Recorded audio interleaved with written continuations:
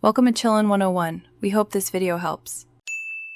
You start by picking a small set of sticky notes that match purpose and page size, bright colors for questions, pale for summaries.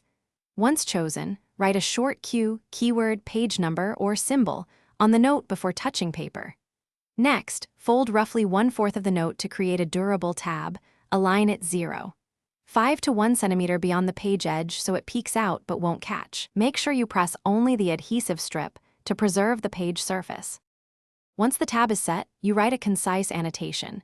Aim for 5 to 7 words or a single clear sentence so you can scan quickly later. Use a consistent color code and symbols, a question mark for queries, a bullet for facts, an asterisk for main ideas. This saves time during review. Then, place the sticky note just beside the relevant paragraph or diagram. Make sure you do not obscure critical text or images because the point is to augment, rather than hide, the original material. You finish by reviewing and revising. At the end of each study session, flip through tabs and decide which to keep, move, or consolidate into a permanent summary. Make sure to transfer long summaries to a dedicated notebook or digital file, and replace worn sticky notes with fresh ones so they remain reliable. If a note starts to curl or lift, shorten the exposed tab or switch to a lighter adhesive note. This prevents damage and keeps your textbook neat and usable.